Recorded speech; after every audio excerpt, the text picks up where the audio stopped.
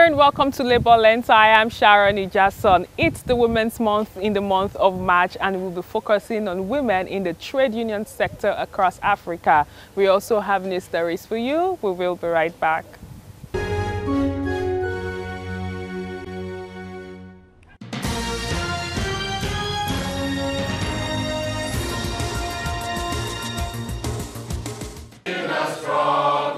The Non-Academic Staff Union of Educational and Associated Institutions, NASU, has issued a 7-day ultimatum to the management of the West African Examinations Council, WAEC, over unfair labor practices and suppression of trade unionism. At a press conference in Lagos, the union condemned WAEC's failure to honor a legally binding Memorandum of Understanding signed on March 10, 2025 at the Federal Ministry of Labor and Employment. The dispute between NASU and WAEC stems from unresolved labor issues, including salary increments and deduction of union dues. NASU also accuses WAEC of retaliatory actions, including stopping the deduction of union dues and attempting to transfer NASU branch leaders at its Yaba headquarters. WAEC must respect labor laws and ILO conventions that protect trade union rights. If WAEC fails to comply within 7 days from today, NASU will 1.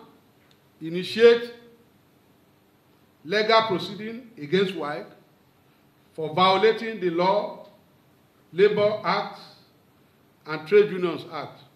2. Mobilize for a nationwide industrial action against all WAEC offices. 3. Notify the Federal Ministry of Labor, NLC, and other labor authorities about WAEC's violations. 4. Escalate the matter to the International Labour Organization, ILO, for international intervention. 5. Direct all members of NASU in WAEC headquarters, Yaba, and all WAEC offices nationwide to commence a comprehensive and total strike action with effect from Monday, 24th March 2025.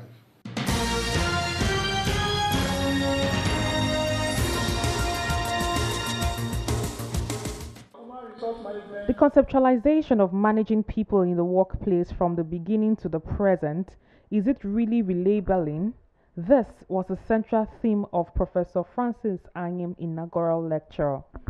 Professor Anyim highlighted how economic shift, government policies, and employer-employee relations have shaped today's workforce. The change or shift from one concept to the other arose in the context of global competition, knowledge-based firms, and pursuit for competitive advantage. He emphasized that while industrial relations traditionally focused on collective bargaining and labor rights, modern employment relations now prioritize individual career growth, workplace engagement, and strategic HR management.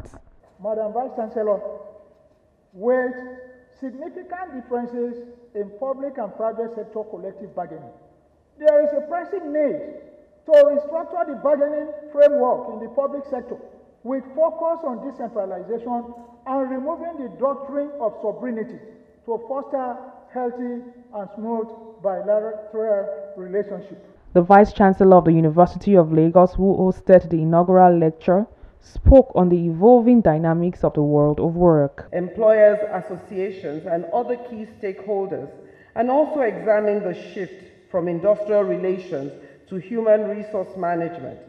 He particularly emphasized the growing need to manage people, not just as employees, but as individuals with emotions, aspirations, and contributions that drive organizational success. During the lecture, organizations were encouraged to adopt inclusive labor policies that promote productivity and innovation. Professor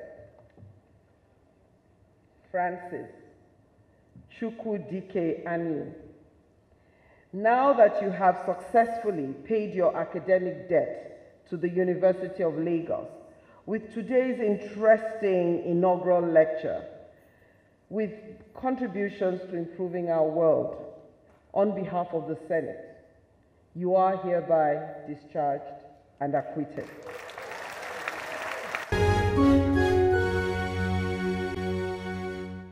In March 2023, the World Bank released a report that pegged the female labor force at 48%. In trade unionism at the national level, labor centers usually have a general secretary and national president at the helm of affairs. At the state level, labor centers have chairpersons as heads. The Trade Union Congress of Nigeria (TUC) does not have any female chairperson across the country, but has a few state secretaries. Currently, only the Labour State chapter of the Nigerian Labour Congress (NLC) has a woman as a chairperson, while 36 others are male. We have to accelerate the action, the Beijing action of several years back. We are still lagging behind.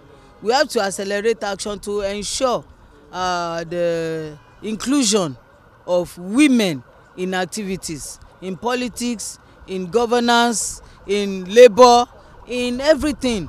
And we also have to accelerate action for gender equality, because we still see gender inequality, most especially in this part of the world, where we see patriarchal and patrimony in this kind of our society, where men have total or absolute power even more than women. So in Nigeria, the participation of women in leadership position in labor is very, very low, due to the reasons that men have always taken the front seat of labor activities in Nigeria. Let us allow more women, participation of women. They should not relegate the women to only the women committee.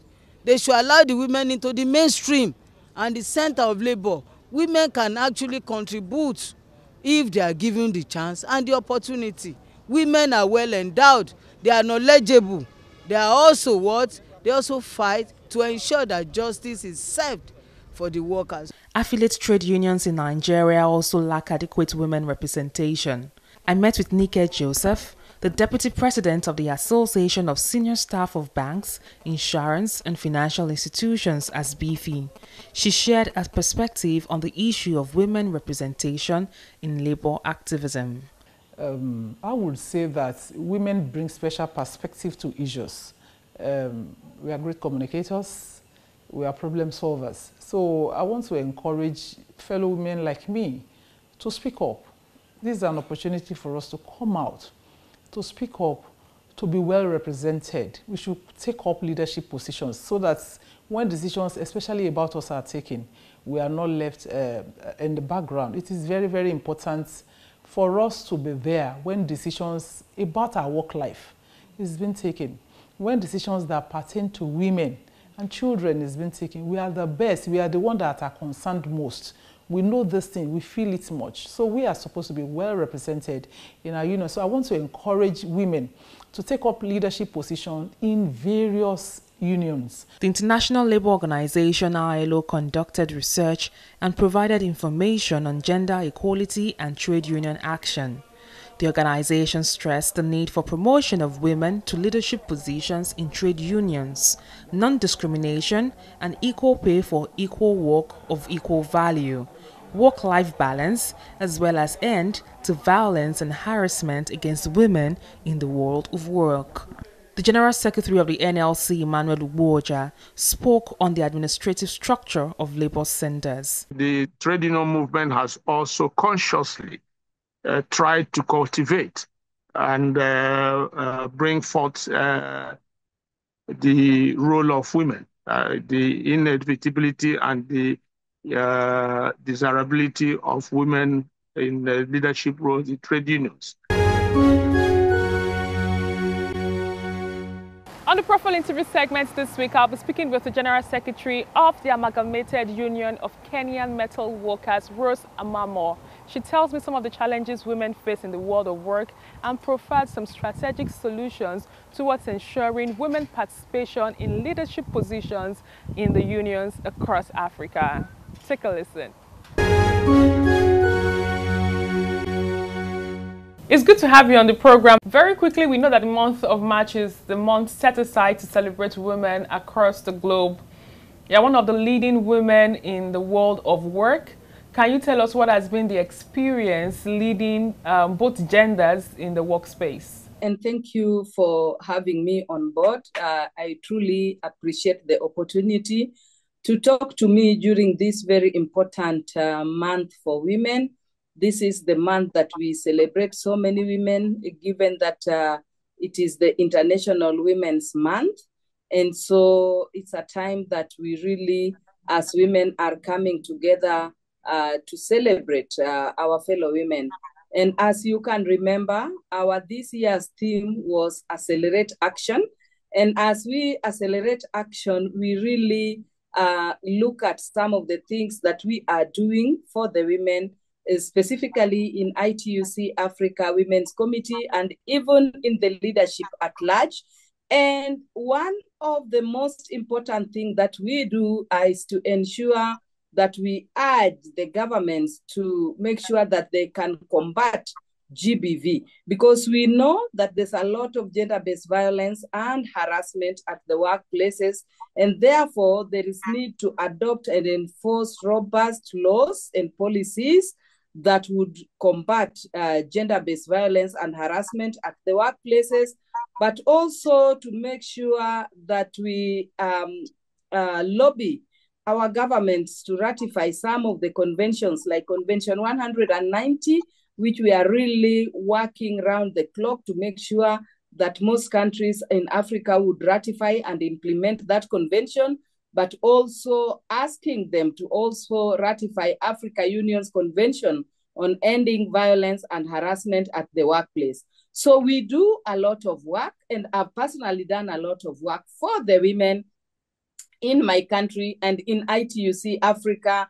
And we, in all the work that we do, we ensure that we promote decent work and social protection, making sure that there is gender equality through social dialogue, and also ensuring that in collective bargaining, we address issues like maternity protection, like issues of breastfeeding, issues of having lactation stations for women. And so it's a lot during this month, and we are pushing for a lot for the women, given that it's a Women's Month. You're an experienced trade unionist in Kenya, Africa.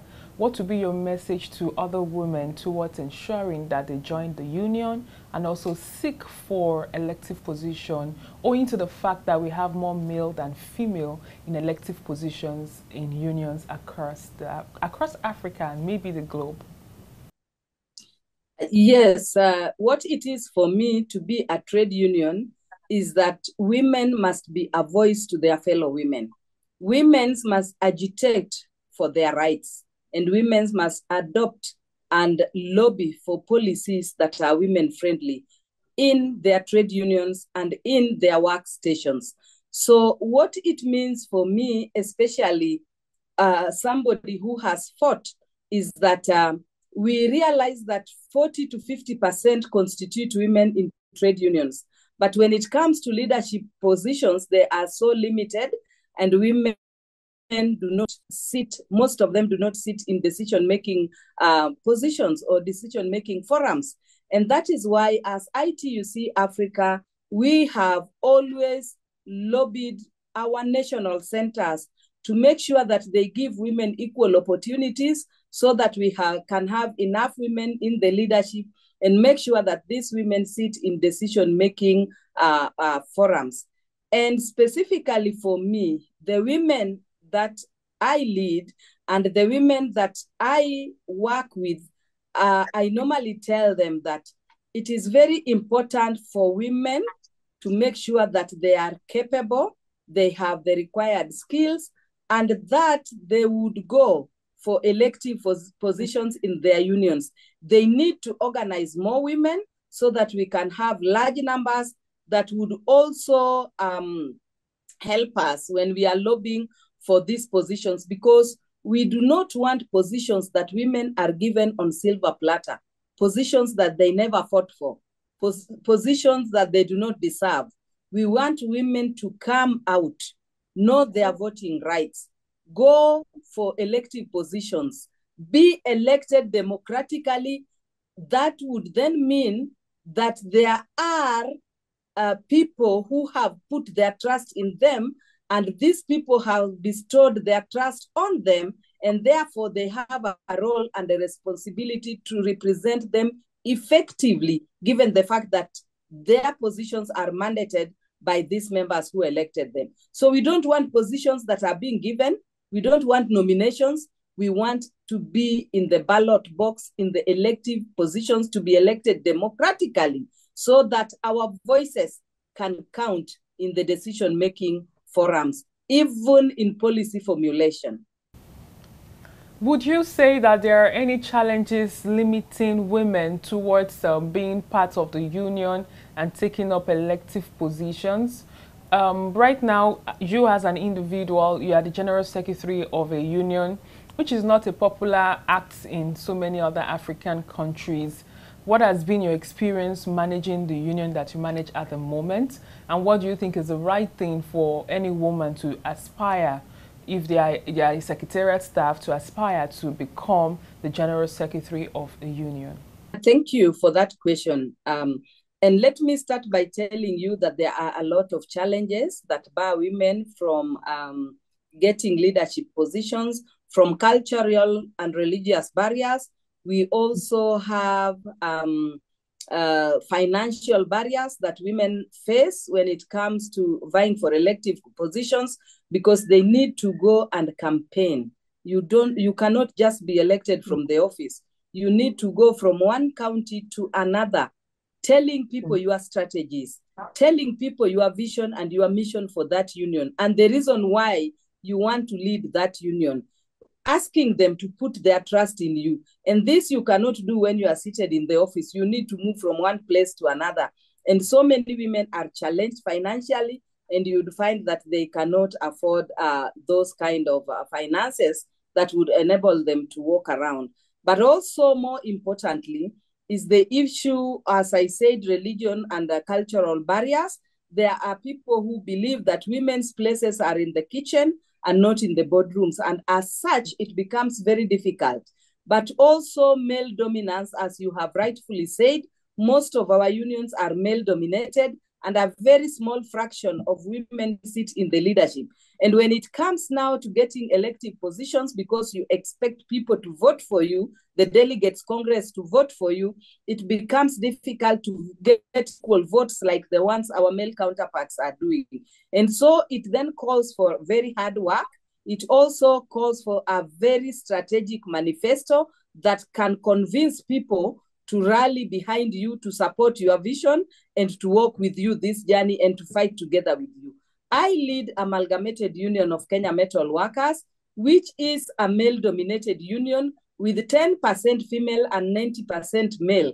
And it wasn't easy for me to get that position, because if you look at the percentage of male versus women, it is a very small fraction. But I did my best.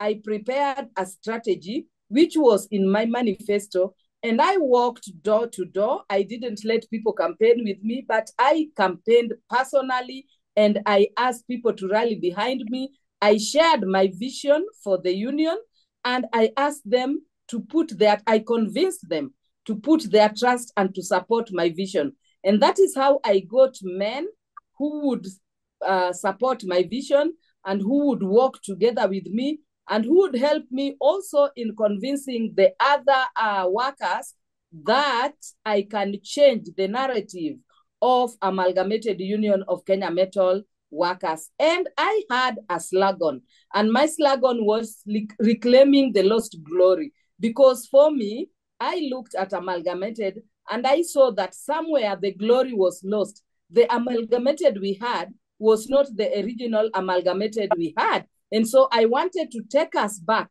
to the original and make sure that we trace our roots and stand firm as a union. And so my male counterparts would put their trust in me, they would support me and work with me. And as such, we fought together and we won together. And we now have a very organized Amalgamated Union that is female led, but also amalgamated union that now trusts in its vision and its mission and supports and works in the implementation of our strategic plan.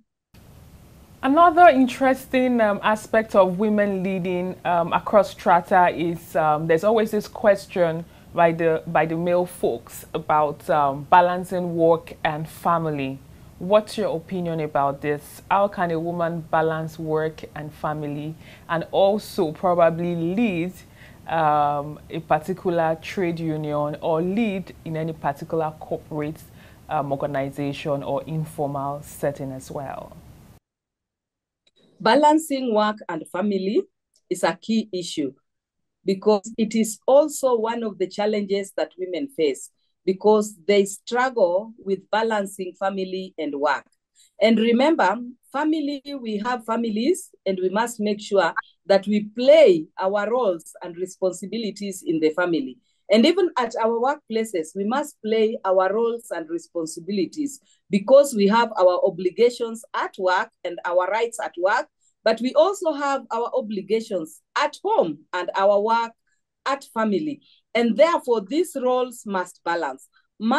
As we agitate for workers' rights, we must also make sure that we protect our families and we deliver the mandate that we have in this family. It has been a very difficult balance because sometimes when it comes to meetings, you find that there are meetings that are called for at odd hours that women cannot participate in because at that particular time, women think of their husbands and they think of their children. And what is it that we need to do?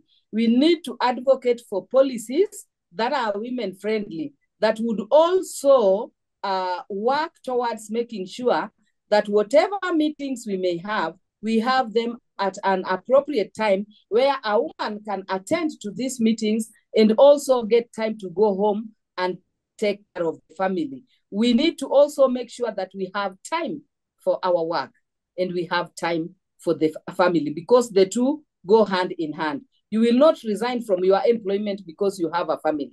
And you will not only stay in the family and not work because even in a family, in a homestead, there must be contribution from all partners. And that's why we are saying we need to have equal opportunities. So we must balance. And that is why even at workstations, we agitate for policies on maternity protection, on breastfeeding, so that we can bring some family responsibilities. Breastfeeding a child in a lactation station where is situated in our workplaces so that my child does not go hungry or does not starve because I am working in a particular company. So it needs a balance. And as we mentor women, we also mentor them about work balance and family balance to make sure that the weight does not fall on one side, because once it falls on one side,